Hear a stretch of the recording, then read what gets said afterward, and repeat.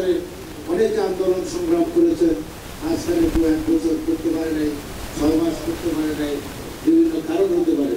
কিন্তু তারা যখন এখন আবার সক্রিয় হচ্ছেন, আপনারা তাদেরকে টাকা দেন। যেহেতু আপনারা মূল স্রোতে আছেন, তাদেরকে সাইডলাইনে একটু টাকা দেন, যেন তারাও দলে থাকতে পারে, দলের বাইরে যেন না যায়। কারণ আগামী দিনে আরো কঠিন, বিগত 17 বছরের চেয়ে আরো কঠিন অবস্থা আমাদের জন্য আসছে। আমাদের আরো কঠিন, আমরা যে আগামী দিনে আমাদেরকে ছায়ার সাথে যুদ্ধ করতে হবে।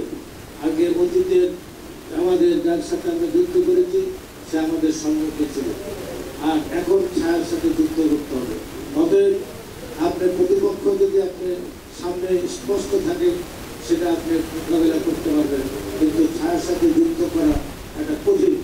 আমি এই কথাটি বলতে চাই, ঐক্যবদ্ধ বিএনপি আমাদেরকে আগামী দিনে গড়ে তুলতে হবে। প্রত্যেকটি ইউনিয়নে এখন আপনাদের সামনে বক্তব্য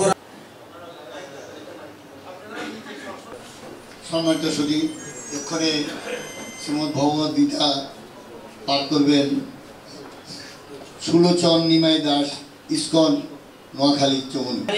হরে রাম রাম রাম হরে হরে। সবাইকে নমস্কার। আমি উত্তম চন্দ্র সিং, রাজগঞ্জ।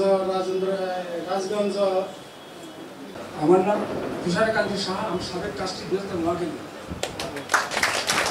খেলাঘরের একজন কর্মী, লিখতে হয় সাধারণ সম্পাদক নোয়াখালী জেলা, আর পূজার একজন কর্মী চন্দন সাহা। নমস্কার, আমি উজ্জ্বল মজুমদার, সার্বজনীন আনন্দময়ী পূজা মণ্ডপের সভাপতি। ওনাকে জানাচ্ছি আন্তরিক অভিনন্দন ও শুভেচ্ছা। তিনয়নের সাধারণ সম্পাদক। এখন আপনাদের সামনে বক্তব্য রাখা।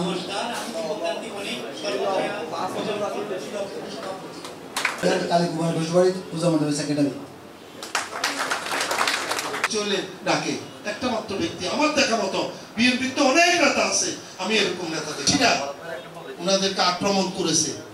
সেদিনের ঘটনা আপনারা জানেন, মুসলিম, বৌদ্ধ, খ্রিস্টান কোনো ভাগাভাগি নেই। পুরান কথা আমরা ভুলে গেছি, আপনারা ভুলে যান দয়া করি। আইসুজন চা খাই করস্কার ভাবি ট্রেন, তারপর ভাই বলছে চলো ভাই কোনো চা খাই গল্প করি। সবাই মানুষ, এখানে মানুষ হিসেবে আমরা কাজ করব। আপনার ধর্ম আপনার কাছে অনেক প্রিয়। মনে পড়ে এখনো, আরে প্রফেসর বলছে স্যার